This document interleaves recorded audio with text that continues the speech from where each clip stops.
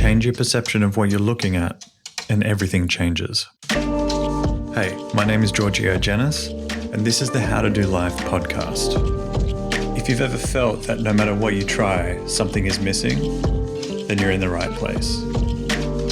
My aim with this podcast is to begin filling in those blanks for you. So open your mind and get ready, because I'm about to show you an entirely different way to look at your life. And once you've seen it, you can't unsee it. So let's get started.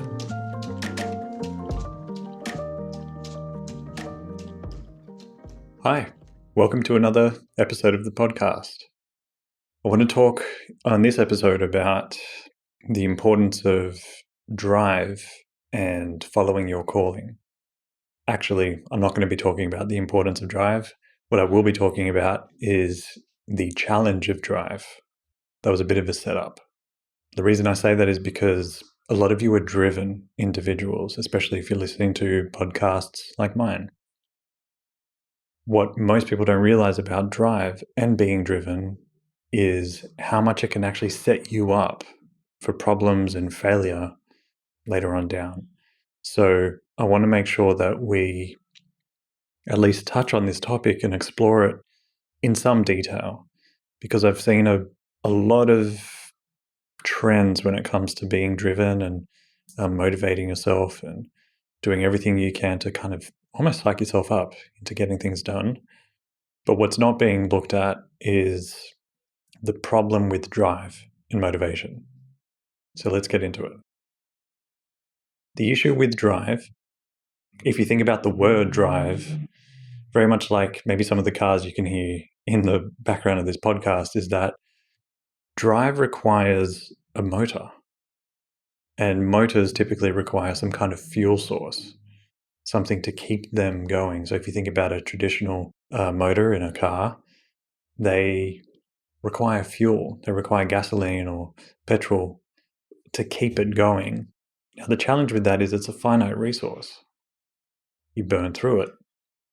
And as you burn through the fuel source that you're using, you also require a top-up, which is why a lot of people describe motivation as something that you need to, it's like a shower. It's something you need daily in order to keep yourself going. But where that whole concept falls apart for me and a lot of the people I've worked with is how you stay motivated, how you stay driven, especially on the days where you'd rather Netflix and chill, do everything else but get your work done, and avoid all of the challenges that are in front of you. Now, there's a lot to be spoken about when it comes to willpower and essentially tricking yourself into getting things done and using different gratification processes to keep yourself accountable and getting things done. But I haven't found any of these different approaches to actually work when it comes to being sustainable. So what do? Well, instead of using drive, which requires constant fuel and refueling and topping up and continuing to basically put your foot down on the pedal, my preference is to focus on a calling or maybe an inspiration. And there's an interesting distinction between these two, being driven and being called to something. Because when you're focusing on being driven towards something, it's usually because it usually requires some kind of force, some kind of push. Whereas when you are called towards something, it's almost like you're being pulled into it. You're being drawn into it. Sometimes even against your own will, which is where people struggle with willpower. So for me, what I found was the harder I tried to push, the harder I tried to motivate myself, the harder I tried to stay driven, it created a lot of challenges for me.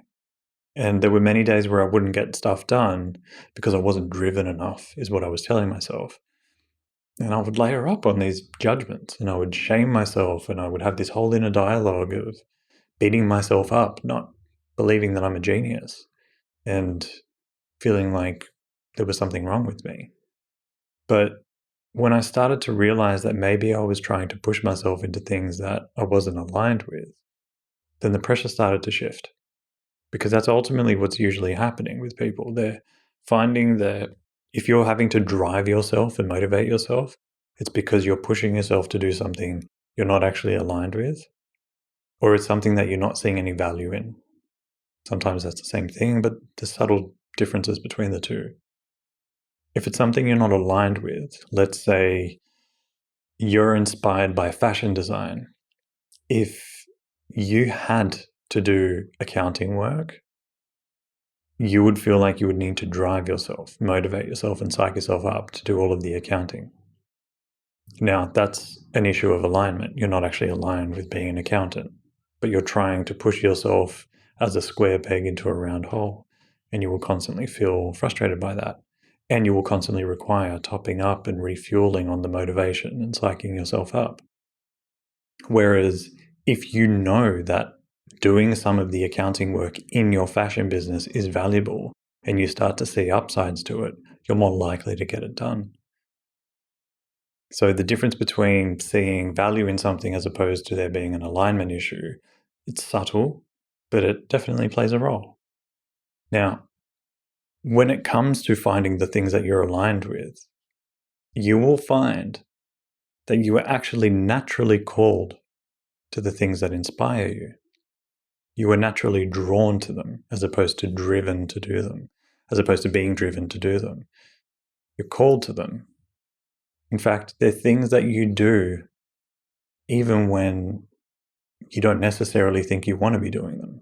What I mean by that is you can try and stop yourself from doing it, but you'll still find a way to do it. You'll still find a way to go and do that thing that you're called to. No matter how much you try to pull yourself away from it, it's almost like you can't help yourself. And for a lot of people, it is involuntary or unconscious. So my aim is to help you develop a conscious understanding and become consciously aware of what you are called to, what inspires you. Because when you become consciously aware of it, then you can start creating conscious intention to do more of it. And as a result of doing the things that inspire you, that you're called to, firstly, you'll go further in life, which ultimately we're all on this journey and we want to go far, especially if you're listening to this podcast. And secondly, that's where the fulfillment lies. If you're doing the things that you're inspired by, that you're called to, and you're actively working on them and consciously doing so, it's like somebody brings the color back into the picture all over again. So by finding your calling, you won't need to drive yourself. You won't need to motivate yourself. You'll just do it spontaneously, involuntarily. You'll just, boop, doing it. No one needs to psych you up. You don't require motivation. You don't need to sit there and think about what are all the upsides of me doing it. You will just do it without even thinking it. In fact, you are doing it. You just don't realize it. Now, why is it important that your calling is different to your drive? Well, because you're more likely to give up on the things that you're driven by or the things that you drive yourself to do, especially when things get tough. Think about how many different road trips you've been on or how many different car trips you've gone on, and you've given up at some point and you've changed direction or you've changed your destination at the last minute, or you've decided to stay home or just turn back and go home. When you're called towards something, you don't give up. You find ways to get it done, because the act of fulfilling your calling is fulfilling in and of itself.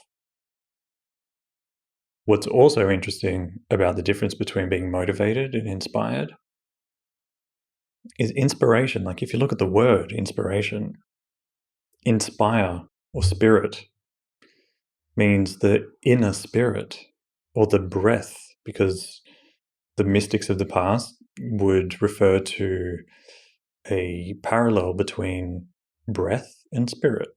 In fact, it was believed that the breath is what activated the spirit. And so the word inspire is almost like the inner spirit, the thing that inspires you from within, not externally. It's not some kind of external source. It's an internal source. It's an inner spirit or inspiration. Motivation requires external sources of energy.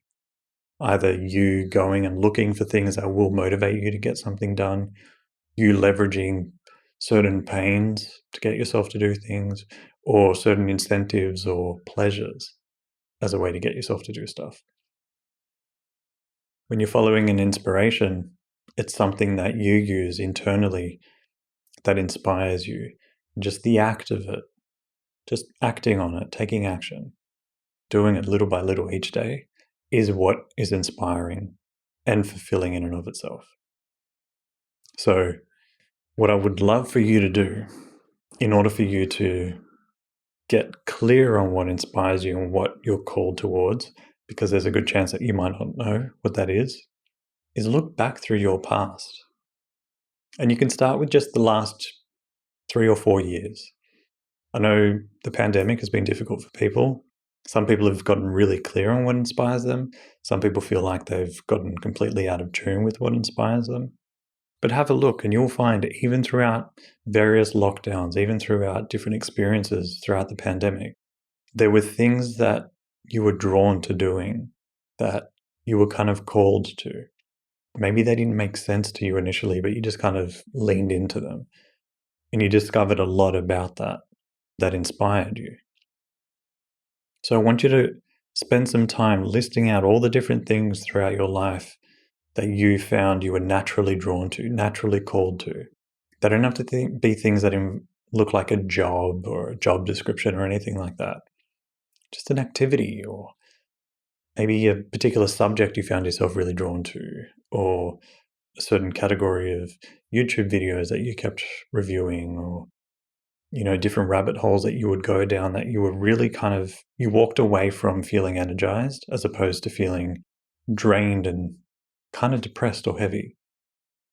That's also a clue. It's something that gives you energy. So as you go through this list, write out all the different things that you just loved doing as a child, as a young adult, as an adult, right up until the present day. And you will find that there is all these different things that you were naturally drawn to. Now, they may not make sense. They may also look like they're all very different from one another. But the next step to listing out all the things that you're called to is looking for the common thread amongst all of them. Because you will find that there is one common thread that runs through every single one of those things. So the best way to get clear on that is by asking yourself what it was about that activity or that subject, or why you were drawn to that. And if you go through and ask yourself the question of what was it about that? Why was I inspired by that? Why was I continually drawn to that? What did I love so much about that? As you continue to explore each of these different things that you're drawn to, that will start to reveal a bit of a common thread amongst them. And you will find that you might repeat yourself with the various activities throughout your life. That's fine. There's no issues with repetition. It's almost like we're kind of looking for that. We're looking for this consistency. Because what you will find is the thing that you're called to the most, you will continue to do no matter what. Nothing will get in the way of you fulfilling what you're called towards and what you're inspired by. So by going down through this list, you will start to see a common thread amongst all the different things you're referring to. If you see me looking down right now, it's because I'm looking down at a list of pretty much what I'm describing.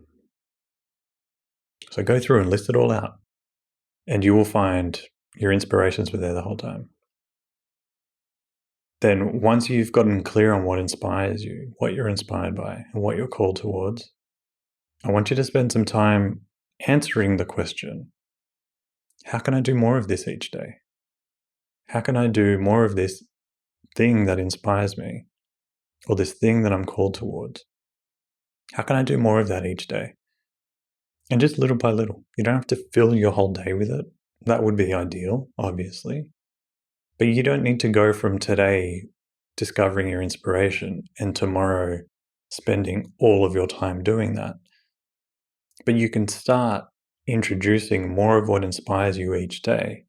And as you do it little by little each day, if you think about where you'll be a year from now, if you think about where you'll be 2 or 3 years from now, if you do little by little each day, your life will look very different when you get there.